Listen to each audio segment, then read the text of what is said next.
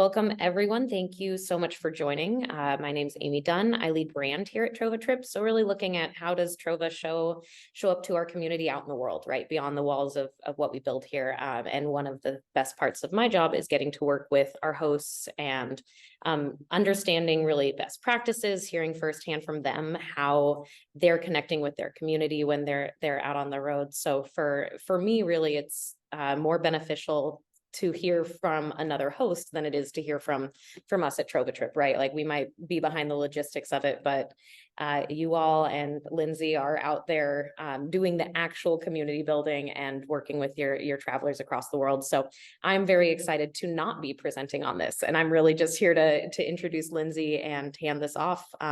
So yeah, everyone, thank you for coming to our first How to Be a Rockstar host, and Lindsay's maybe first webinar on this exact topic, but certainly not Lindsay's first rodeo. I think you're at 7 completed trips now. I am, yeah. Love it. Well, excellent. I'll hand it off to you, Lindsay. I'm just here if folks have any specific questions beyond the day-to-day of hosting, but yeah, I'll let you take it away, and thank you so much. Awesome. Thank you so much, Amy. And if you all see me looking to the side, it's because my notes are here, but really, like, you shouldn't be focused on my face. Pay attention to the slides. That's the most interesting part. So thank you so much. And thank you to everyone who is able to take time out of their busy day to attend this talk. I am so excited to talk to you about one of my favorite topics, which is how to be an awesome host on your group trip. My goal is to help you craft a positive group trip experience, which will lead you to stellar reviews and repeat travelers. So first, a little bit about myself. My name is Lindsay. I'm a travel content creator and group trip host.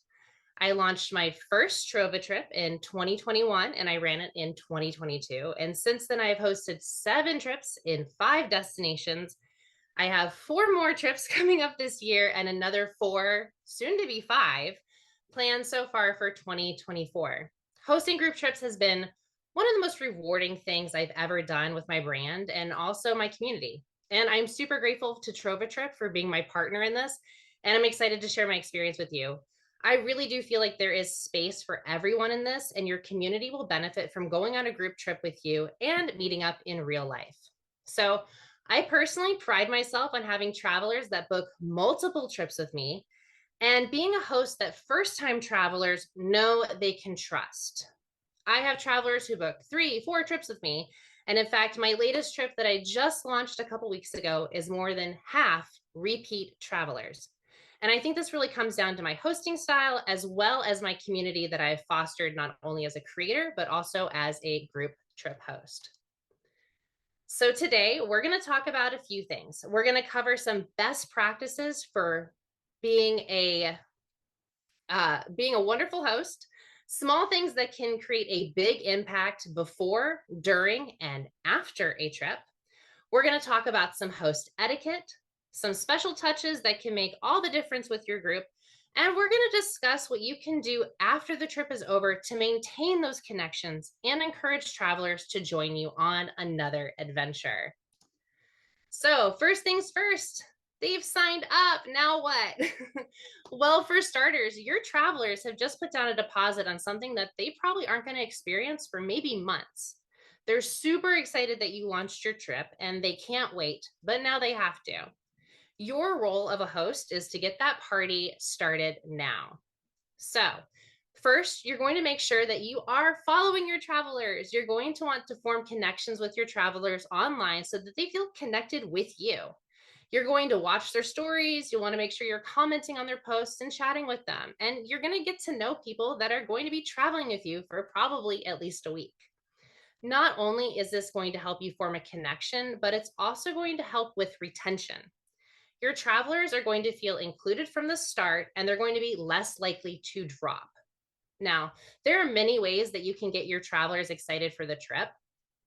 If your community is super into reading, you could select a book for everyone to read about the destination from an author that you're visiting. Same as if you're into watching movies that you can discuss. So you're going to want to make sure that you're introducing them to the group. TrovaTrip sends out an invite to Telegram chat about 50 days prior to your trip. And you're going to want to get that conversation started now. because this is how you're going to alleviate any anxiety that travelers have about joining a bunch of strangers on a trip to a foreign country. And it's going to be really magical when you start to introduce everyone to each other. You're going to see bonds forming. You're going to get to see your travelers talking about what they're excited for when it comes to the trip. And they'll probably be making plans, especially if they find out they're from the same city. They may even be meeting up prior to the trip. This is all really great for fostering a sense of inclusion and community because, once again, it's going to help you retain travelers and they're less likely to drop off because of anxiety or because they feel alone in this process. You're also going to want to help to get them ready for the trip. Having a chat set up will allow them a space where they can ask questions, seek help, and get guidance from you. Now, there's a couple of different tools that you can utilize to help build this community because you need to remember that a successful trip starts as soon as your trip is confirmed. There's a couple of different ways that you can start a group chat. This can be something as simple as a group chat on Instagram, if that's where your travelers like to hang out. It could also be a private group on Facebook, or you could use something like Discord. I personally have a Slack workspace dedicated for all of my trips. Each trip has its own channel, and there's a general channel where all the travelers can talk. They can also DM each other privately or talk to me privately or even form group chats on Slack. So I have a couple of travelers who are planning on continuing their adventure after my Egypt trip. And so they've all gotten together in their own little group and they've talked about how they're going to coordinate that. It's really great to see those connections forming with, wonderful people in your community. So you're also going to want to have some sort of face-to-face. Once I have my group finalized, as in like the last payments have been made, I like to get everyone together for a virtual meetup. And how I'll do that is I'll post a doodle poll, which is free, and have everyone vote on the time that works best for them. And then I'll use Zoom to host a call. But you can also use other video chat services as well. Once again, this is helping foster a sense of community and eliminate anxiety about traveling with a group of strangers. I utilize these meetings to have everyone introduce themselves, talk about what they're excited about, and also ask a lot of questions. I can then take those questions, and if I'm able to answer them myself, I will, or I'll bring them back to my trip coordinator and get the details from them. This helps my group feel better prepared for their trip and more confident about the adventure. And there's all sorts of fun things that you can do when you do these group chats or these meetups. Like if there are videos or articles that you find about your destination that are getting you very excited, like feel free to share them with the group and encourage them to do so as well. The more that they think about how exciting this is about to be, the more excited they'll be and more committed to staying on the trip. I personally also love to create resources for my travelers. Like I said, a lot of my travelers, this may be their first time out of the country. This may be their first time planning a big trip on their own. And I want them to feel prepared. So in addition to the trip guides provided by TrovaTrip, I like to create some of my own that I know will benefit my community. This has included classes on how to book flights or exchange currency. I've also crafted some of my own destination guides with my personal experience and information. And I've even created lists of things that travelers can do during their downtime or free time in the itinerary, or if they plan on extending their trip. So, for example, with my Japan trip, I had a lot of people that were either coming in early or staying late after that trip, and they asked me for recommendations. So I created an entire list of some of my favorite things to do in Japan that they could do on their own as well. I want my travelers to feel supported from the moment they sign up to the moment that they meet me on the trip. So your goal as a trip host is to be a resource and be a leader. You're going to help bridge the communication gap. Once your traveler books a trip, they aren't going to be hearing much from TrovaTrip until about 90 days before the trip starts. And it's going to be up to you to fill that gap. I believe in either sales or marketing, there's something called the zone of uncertainty. And it's when a customer pays for something that they're not going to see the results of for many months. They kind of go through a little bit of a panic, wondering what they just did was absolute insanity. And you're going to help them feel confident in their decision to join you on a trip. You're going to want to remind them often that you're here for them. I tell my travelers all the time, ask as many questions as you need. I don't always have all the answers, but I do know how to get them. And it can be easy as reaching out to the team at TrovaTrip or recommending that your traveler themselves reach out to hi@trovatrip.com. I remind my travelers all the time that I'm here to help them. And that way they never feel like they're bothering me and they don't think that I'm not here for them or they are wasting my time. You want to be the trip host that you would like to have if you were signing up for a trip. I'm going to repeat that. Be the trip host that you would like to have if you were signing up for this trip. If you were paying thousands of dollars to go on a trip with a host, think of how you would want them to interact with you. Another thing you're going to want to do to help them is keep them on track as they prep for the trip. Whenever there's big deadlines for the trip, such as finalizing their payments or filling out their trip form information, you'll want to gently tap them and make sure that they're doing these things. You might even need to remind them to buy plane tickets. I'm personally signed up for a bunch of flight deal alert websites. So whenever I see one that might be relevant to my travelers, I immediately let them know to check their flights. Because if a traveler doesn't book their flight, then they're not going to go on the trip. So they might need a little bit of hand holding to make sure that they're hitting all of these milestones. I also reach out to my travelers whenever TrovaTrip sends out an email about trip updates, airport transfers, roommate assignments, just to make sure that they receive that email, they read through it, and they double check the details. And I have learned to do this because I've had travelers who just didn't look at the email and didn't realize that they had a flight change and now the transfer that they're on doesn't work for them. So helping keep my travelers keep on track helps eliminate stress for them further down the road. Okay, so now you've done all the hard prep work and you've kept your group together, and they are excited and ready to go on the trip. This is how you're going to be the host that your travelers adore. I know it's cliche, but first impressions matter. The day before the trip, which is generally a travel day, and the first day of the trip are high stress for your travelers, especially if travel isn't something that they do a ton of. There are so many things that could possibly go wrong on a travel day. So you're going to want to make sure that you are present in your group's Telegram to reassure or help problem solve for your travelers. They are going to be looking to you and the local guide for guidance. You'll also want to be the welcome wagon. I try my best to be present in the lobby or at least in the hotel when travelers are checking in. Not only is it my first opportunity to say hi and be the first face that they see after probably a very long travel day, but I can help make sure that they are checked in and make sure that they have no issues with their room. And if there are issues, I can help address them immediately. Once again, you might have travelers that this is their first time checking into a hotel by themselves, and they might feel unsure of the process. I've also had times where the hotel has had an incorrect rooming list, and I've had to fix issues like that with the local guide. Another thing I like to do is if I'm feeling up to it, if any of my travelers have arrived early, either the day before or earlier in the day, I will invite them to join me for like coffee or dinner. It can be a bit scary to be in a place by yourself, especially if you're showing up prior to the rest of the group.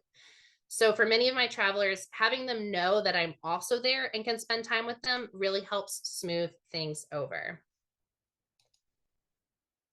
So the next big thing is going to be the welcome dinner, and it's going to be awkward, and that is okay. This is going to be the first time that your group meets in real life, and they're also probably going to be pretty tired. Start with introducing yourself to the group and let them know how excited you are that they're here and that they're joining you on this adventure. Be sure to thank them, because without them, this trip wouldn't happen. I like to have everyone introduce themselves, and I keep it super simple. Names, pronouns, where they're from, what they're looking forward to on the trip. And I personally try to make note of what those things are so that I know what the highlights are that my group is looking forward to the most, and I can be sure to really focus on making those activities super special. I know a question I got was about icebreakers. My community personally isn't super into that, so it's not something that I do. But I know of other hosts who have done things like thorns and roses, as well as two truths and a lie. There's a bunch of icebreakers out there, so find something that you think your community will enjoy. Another thing I like to do is take the pressure off of remembering names. I do this by saying something like, you're going to be learning and experiencing a lot this week. It is totally okay to say to each other, remind me of your name again. I also really like to encourage people to put a clear photo of their faces as their profile photo in Telegram. Not only does it help me remember who everyone is, but it also helps everyone on the trip. I like to finish my little welcome speech by giving any updates that I have, making sure that they know who the local guide is, who will probably be at the dinner with them. And perhaps your local guide will want to say a few things as well. And then also reminding them that I'm here to help. I usually say something like, please let me know if you have any issues or if something isn't sitting right with you. I would rather know now and try to fix it than hear about it after the trip is already over. The absolute worst is when you get back your survey results and you find out that there is something that you could have taken care of that was bothering someone the entire time. I also like to take this time to remind them that this isn't school and that if there's something that they want to sit out and not do, that's totally fine. Just let me or the local guide know so we aren't looking for them. This is their vacation and it's up to them to how they want to spend their time. And I don't judge them for that. And it's something that they want to not go do or go do on their own, or if they have other plans, totally fine. So one question that I got from a few of you was that what is expected by your travelers when it comes to hosting duties? And I would say at the very least, you should be attending all the activities listed on the itinerary. You told them that you developed this itinerary for them and that you were excited for everything that was on it. And now it's your time to share those experiences with them. Just like hosting a party at your house, you've invited your community to your travel party. You should be an active participant in all the items listed on your itinerary, and you'll want to participate with a positive attitude. Your group will pick up on your energy and reflect that back to you. Now, I personally love spending as much time with my travelers as I can on trips. So I'm frequently joining them for dinner or activities during downtime. And I'm always trying to figure out ways to keep the party going for those who want to participate. But I totally get that you're human and it is a lot of work to be on. I know personally, after I get done with a group trip, I am drained and I am sleeping for like 12 hours straight. So it's okay at the end of a long day to say, wow, we had so much fun. And I'm totally looking forward to tomorrow. I'm going to go rest up and I'll see you all in the morning. Let me know if you need anything or let the local guide know. You'll also find that some of your travelers may just want to break off from the group during free time and aren't even interested in hanging out with you. And that's totally fine. You may have people who have varying social batteries and might have to recharge as needed. So just remember to keep that in mind. So now let's talk about your local guide and their responsibilities versus yours when it comes to the group trip. Your local guide is the expert. They know the destination best. They are your leader on the trip. I tell my travelers, I only look like I'm in charge, but I'm not actually. The local guide is. Your local guide is going to know the itinerary and handle the logistics of your trip. Remember that they run these trips all the time. They know what to expect. They know where the common pain points are and how to avoid them. They're also trained in crisis management and can help if there are any emergencies. I like to say as the host that I am the bringer of the vibes. I'm the one who's setting the mood and the attitude for the trip. As a host, you're there to break the ice and be a genuine friend to your travelers. There may be times when you have to rally the group to make sure that they're staying on track, making sure they're not driving your local guide nuts, and make sure that they're being on time. You'll want to be present, encouraging, and focused on the moment. You'll also want to be kind. Remember what I said earlier. Your goal is to be the host that you would want if you signed up for this trip. You're also going to be an advocate for your group. There may be times where you have to help the group reach a consensus on certain things. You're also going to be working closely with your local guide and helping communicate your travelers' needs to them. There may be times when your group is feeling tired or they're ready to end whatever the activity is, and you'll want to bring that up to the local guide. Or there may be times where everyone is really digging what you're doing and they want to extend their time. Being able to communicate that to your local guide is critical. So when you first meet your local guide, you'll want to make sure that you introduce yourself and schedule a time to meet with them prior to the welcome dinner. You can do this privately by DMing them on Telegram. You'll want to go over the itinerary together and make sure that you talk through the details. I like to say that I have a piece of the puzzle, TrovaTrip has a piece of the puzzle, the local operator has a piece of the puzzle, and the local guide has a piece of the puzzle. And it's always good to sit down and make sure that everything fits together. There's a lot of parties who have been communicating to make your trip happen. So you want to make sure that both you and the local guide have a consistent picture of how your time together is going to go. You'll want to make sure to tell them about your group and their communication style. For example, I like to joke that everyone in my community has anxiety, so the more details they have, the better prepared they feel. One thing that I know works really well for my groups is that if the local guide tells them exactly what to expect for the next day in terms of timing, what they should be aware of, and also things that they should be bringing with them to have a successful day. I asked my local guide to type up a rundown each evening of the next day and put that in the telegram for everyone. I also like to let my local guide know what my goals are for the trip. You've now been talking with your travelers for hopefully a few months, and they've told you what they're particularly excited about. And you can help the local guide know that, hey, this is going to be a really big highlight for everyone. We need to make sure that the group has enough time to truly enjoy this activity. If it's a place you've been to already, this is a great time to ask for any requests. For example, on my trip to Costa Rica, I said I really wanted to make sure that everyone can try a fresh coconut. Is there a time in the itinerary where we can be sure to get this for everyone? And my local guide was able to make that happen. This is also a really good time to double check to make sure that your local guide has information about everyone's dietary restrictions, mobility issues, and anything else that you know that should have been passed along. Like I said, a lot of people have been communicating, and you just want to make sure that everyone's on the same page. I also specifically request this information from my trip coordinator so that I have it ready to go when the trip starts. That way, if something wasn't passed along to your local guide, you can find out day one and make the steps necessary to make sure that it is fixed for the rest of the trip. Here are a few little things like host etiquette wise that will make a huge difference for your travelers. Your attitude sets the tone for the group. You want to make sure that you stay positive, and you want to make sure that they don't see you sweat. If you have any issues or complaints, go to your guide and talk to them privately instead of venting to them to the group, because I can guarantee that the group probably isn't noticing a lot of the things that you're noticing, and they won't make it a big deal if you don't make it a big deal.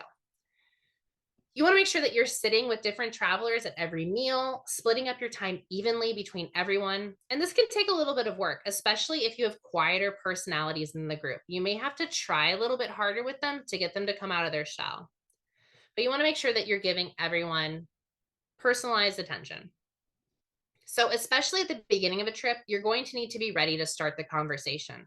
One of the things that I find super helpful is that because I've been following my travelers, watching their stories, been seeing their posts, talking to them, I've kind of been making note of like things that I can bring up in conversations with the group where I can connect different people based on the things that I know they might be mutually interested in. You'll want to listen and ask questions. This is a really great time for you to get to know the people that have come on the trip with you. More than likely, they know a ton about you because we're content creators and we live quite publicly. But now it's your time to get to know them. And they're really going to appreciate it if you come from a place of sincerity and wanting to get to know them. So if you're switching hotels, I always recommend being the last one to check in. This way, you know that everyone has gone through a smooth check-in process and you can make sure that everything is fine with the rooms, because you'll already be at the check-in desk to address any issues that someone might have once they go up and see their room. Now, if someone comes up to you with an issue, you should take it seriously. Don't brush it off, and let them know that you're going to work on it. You might not be able to solve all problems, and your local guide might not be able to solve all problems, but as long as you approach them from genuine concern, that's going to make all the difference to your travelers. I can't tell you how many times there's been something that someone has told me and I've said, let me see what I can do about it. And even if I come back and I say, I'm sorry, I can't fix this, my travelers have appreciated it so much that I took them seriously and at least tried to find a resolution for them. I can't stress this enough, but be the friend that you wish you had when you travel. Again, be the host that you would like if you had signed up for this trip. You'll want to put your travelers first. If you're at a photo spot, let them take their photos first. Help them take their photos. I'm also always one of the last people on the bus and usually one of the last people off the bus. This also really helps because if you've got people who are late, the local guide isn't going to leave without you. I just did a kind of touch on this, but remember to offer to take photos and videos. If you see someone struggling with a selfie, go up to them and ask them if they would like some help. They may feel too shy to ask you, but you are the professional content creator. help them make beautiful memories. They're really going to appreciate it. This also really helps because they're probably going to tag you and reshare it. And then you can talk about how awesome your trip was together, and also, just how amazing it was, and share that on your social media as well. Also, ask people to get into selfies with you. This is another thing that people may be too shy, is to ask for photos with you. So if you initiate, um, they're going to feel so included and so welcome. I love to take selfies with my group, as you can see, because like literally half the photos on this presentation are selfies. You want to make sure you're getting photos with everyone. So, and a big one is to remind your travelers that they can talk to you. They can bring up their issues, they can confide in you, and you're going to help them. I always am constantly saying to my travelers, if you need something, let me know. And it might be that they're more comfortable sharing that with me, and then I can go to the local guide for help, or I can go back to TrovaTrip for help. But they just want to feel supported, and reminding them that you're there for them can really help with that. So here are some little ideas of special touches that show you care for the people who are going on your trip. This is going to make them feel a little bit extra special. So one fun thing that you can do is make swag bags. Mine over the past couple of years have gotten more elaborate, but when I started, I was making iron-ons myself with my Cricut and some sort of cheap bags off of Amazon. Now I have really fun stuff like really nice backpacks and stickers and enamel pins. I also try to include one item that I know will be helpful for the destination that we are traveling to. For Costa Rica, I got everyone a waterproof pouch for their cell phones. For Japan, I got everyone coin purses, because that's a very, you have a lot of coins when you visit Japan. And I actually had one of my travelers who is a fiber artist make them. So that was really kind of cool. She was going on the trip and I was like, hey, I know that you are very crafty and that's like your business. Would you be willing to let me hire you to do that? So yeah, wonderful circular economy there. But I understand that your budget might not allow you to buy a bunch of stuff for your trips. So you could do something as simple as a handwritten note. I would recommend writing these to hand out at the farewell dinner, because at that point you've gotten to know everybody. Perhaps you shared a special moment, so you can really personalize these and show your gratitude for having them join you on a trip. I've also seen at least one host who created a reel where she talked about each traveler and something special about them and how happy she was she got to know them. And I thought that that was just like a tearjerker, really beautiful thing to do. Another host I know puts together photo books for everyone and mails them out to her travelers after the trip. But that's definitely one thing that she has as a selling point for her trips, is that she's going to be taking professional photos of you and you're going to get this book afterwards. So she actually builds that into the cost of her trip. Ask your trip coordinator if you have anyone celebrating a birthday sometime near the trip. I then work with my trip coordinator with the local operator for like a birthday surprise, whether that's like a cake or a dessert at like the welcome or farewell dinner, with a candle, to help make that person feel extra special. Sometimes this does cost extra, but for me, the look on the birthday traveler's face is absolutely worth it, and is definitely going to be something that they remember forever. I also recommend giving a speech at the farewell dinner. Make it super personal, write it out. Don't try to do it off the top of your head. Doesn't work really well. I've done that a couple of times. Just, speak from your heart about the experience that you all just shared. They're going to love to hear from you, and it just kind of puts a nice little bow on the trip. You can also buy a round of drinks at one of the meals or grab some special snacks to share. For example, when I went to Japan, there was one stop that we made and I decided I was going to buy everyone some fancy Japanese strawberries to share on the bus. It was just a little nice thing, but everyone really appreciated it. So now after the trip, you want to make sure that the fun doesn't stop. Just because you made all these incredible connections and these wonderful memories, you want to make sure that people are thinking about this long after the trip. And you want the trip for your travelers to continue to be a part of your community, a vocal advocate for taking trips with you, and hopefully a repeat traveler. At the end of all my trips, I do kind of like a little final wrap up with some housekeeping notes for everyone. I remind them to fill out their end of trip survey. And I especially put the cherry on top because I say, if you do that, you're going to get a $100 coupon off your next trip, which I'll tell you is heavily utilized by my community to save a little bit of money when they travel with me again. So definitely encourage people to do that. post about your trip on social media and make sure that you are tagging your travelers so that they can then share those videos and photos that you took of them. I make sure to heavily feature my travelers when I do my stories, because really it's not about me. It's about capturing the experience that they're having and showing how much fun they're having and showing the experience, and especially the connection that they are having with each other.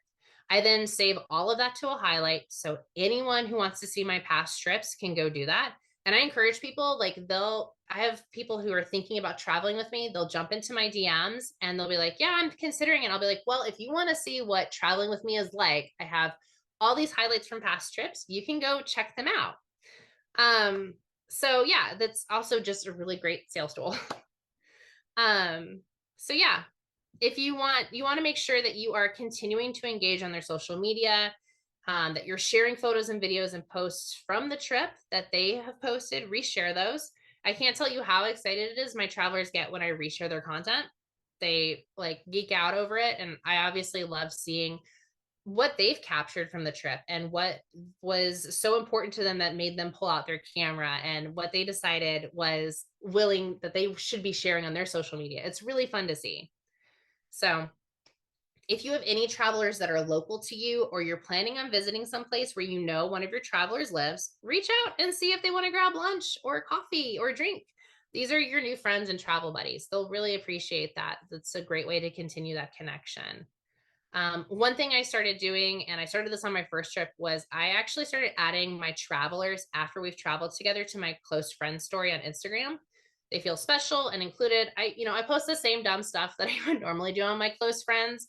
But I also post funny inside jokes that I know that they'll get, that are like destination wise. And I also like to tease my next destinations there. So we all feel like we're kind of in a cool club.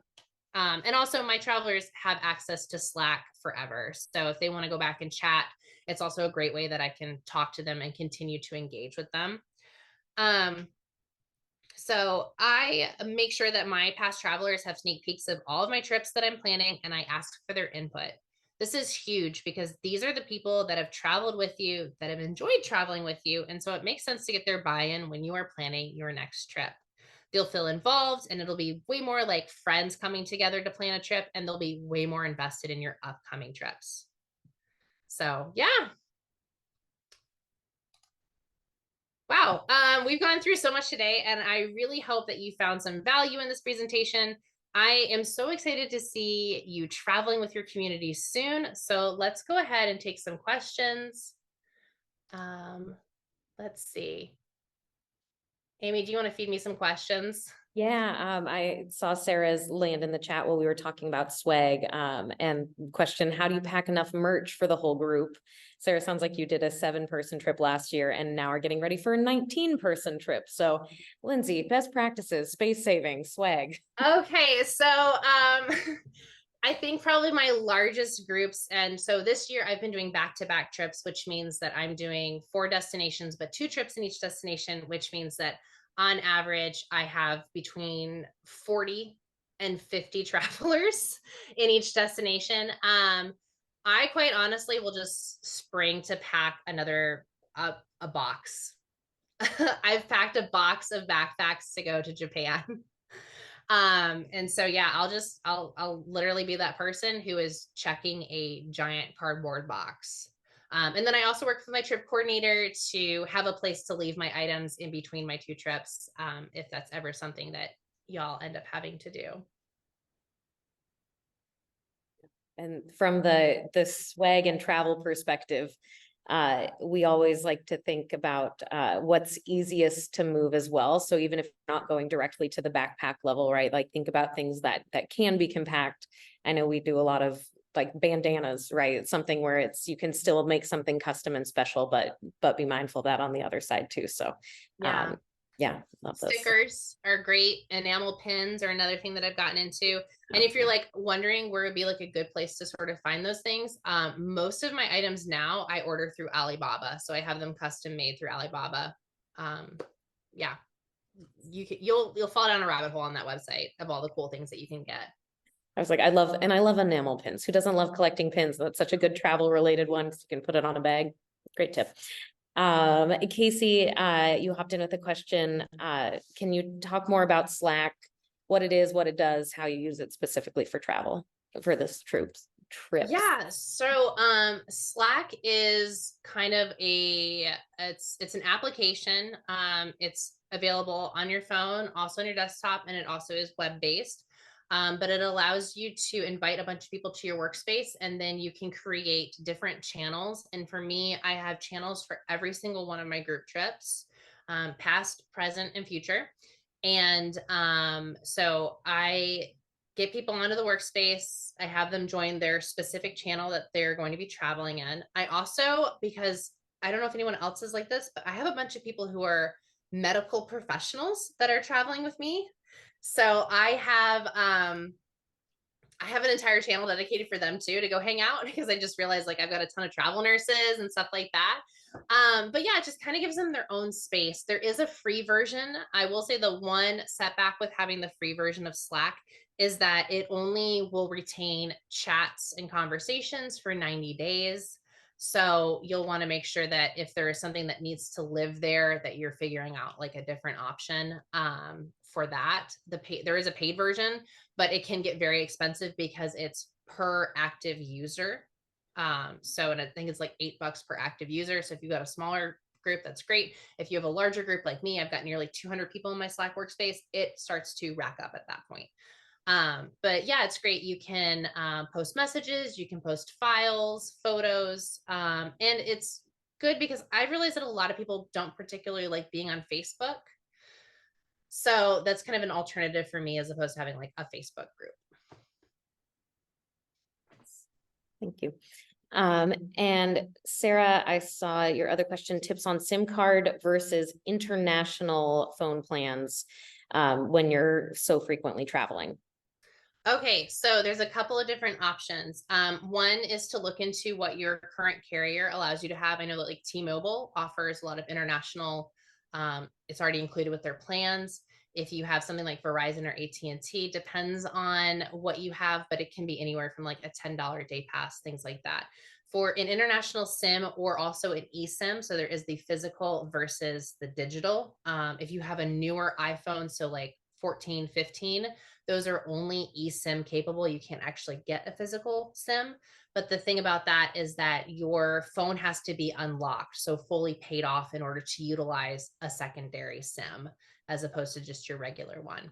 And finally, another option would be to get like a mobile hotspot, which is essentially like a little hockey puck that has its own SIM card that ties into foreign data, which you can then sync your phone up with. So you've got a couple of different options to stay connected when you're traveling. Nice. I'm going to keep moving in order. Kristen, is downtime pretty flexible? I think it depends on your itinerary. Some itineraries are go, go, go, very busy, and you are slammed from the moment that you wake up. So when you go to sleep. So really it's just up to you to find those moments to go off and recharge. I know that like when I was in Italy, we had some downtime and I needed to go take a stupid walk for my stupid mental health because I got into an argument with the front desk person over like some rooming issues that we had. And I was like, all right, I fixed this. And I was like, I'm going for a walk. I'm getting gelato. So it's all about just finding that within your own itinerary. As far as like if it's, you know, time where you guys have free time and you can break off from the group for a bit, or if it's in the evenings, if you just want to take dinner solo or chill out in your room, it's up to you. But yeah, it's going to be very itinerary independent or itinerary dependent. I was like hearing that. I think that piece of how our hosts are taking care of themselves is so important because there's so much taking care of their humans that we want to make sure that y'all are taking care of you too on the way to do that. Erica, I love this question. Tips for managing a group with a very wide age range. In particular, it sounds like yours is running 31 to 80, which is kind of an amazing span.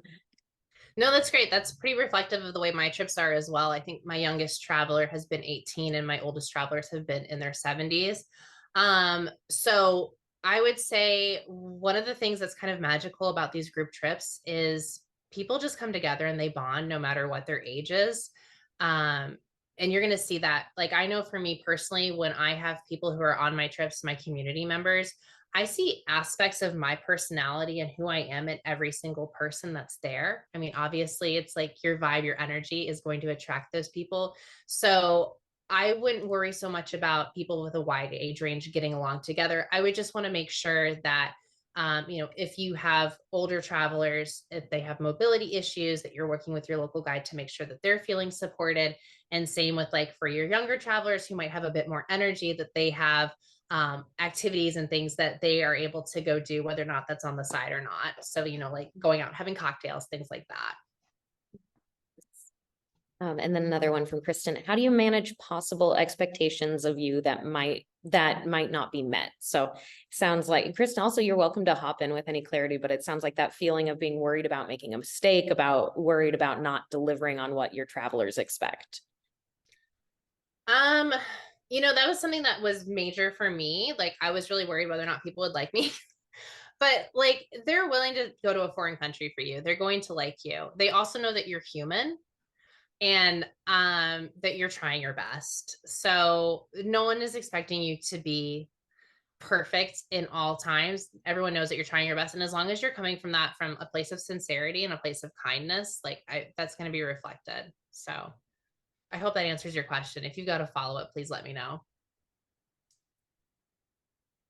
I love that. I think that imposter syndrome is so prevalent for creators. Like see it all the time, and it's so hard to combat. So that's a really important one.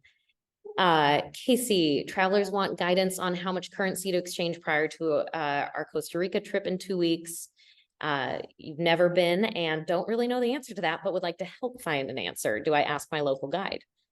Yeah, asking your local guide and also reaching out to your trip coordinator so that they can reach out to the local operator really helps. Now, I will say that one thing to keep in mind and something you should remind your travelers of is that at the end of the trip, hopefully, if they like the service of your local guide and your local driver, they will want to tip them. So make sure that they are taking that into consideration when they are pulling out their cash, because I've had travelers who have had to scramble at the end of the trip because they did not remember that, they didn't think about it, and then they get to the end and they realize they don't have the cash to tip their local guide, and then it's a struggle to find an ATM and it's stressful and all that stuff. So I would make sure that you're helping reiterate that. But it's also very individual as far as like when someone is going to be spending their money and how they plan on spending their money. I do try to remind my travelers, if we have going to a cash heavy destination, such as Japan is very cash heavy. When I'm doing my Christmas markets trip, we're going to be doing a lot of visiting the markets, and a lot of those stalls are very cash heavy. So you could just do a little bit of research on your own and perhaps point your travelers in the direction of some blogs or articles that you find helpful, as well as tapping into the resource that is your trip coordinator. Wonderful. That's all the questions in the chat. Anything else that folks wanted to hop in with?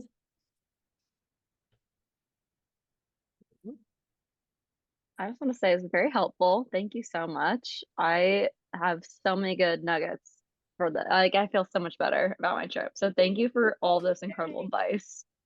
Oh, I'm so excited to hear that. Thank you. And yeah, let's stay in touch. If you guys we get off this call and you're like, I should have asked this, feel free to reach out to me. Here's multiple ways. You can email me. You can find me on social media at One Girl Wandering. I'm more than happy to be a resource for you all. I understand how daunting it can be to be hosting a trip. And I can tell you that when I was hosting my first one, ball of nerves, totally anxious. But one of the things that I really appreciated was that this was even 3 years ago, TrovaTrip was hosting happy hours for hosts to get together, and the previous hosts sharing their experience was so super valuable. And so it's definitely some way that I want to give back to the host community by continuing to be a resource. So please, please, please, if you do think of anything, or if you need advice or you run into anything, you have me here to be a resource. I'm more than happy to answer questions or help point you in the right direction within TrovaTrip. Great. Thank you so much. Reminder for everyone, we'll send out a recording. We'll also send some additional follow-up information, like who to contact when, at what point of the trip. So those are really, really helpful and probably worth bookmarking so that you don't have to hunt back and forth for them. But thank you so much for joining. And I think just that you all are willing to take time out of your day and hear from someone like Lindsay, who's done this so many times, tells us what kind of host you are and want to be. So thank you for showing up for your travelers and taking this on. I think really excited to see how everyone's trips go.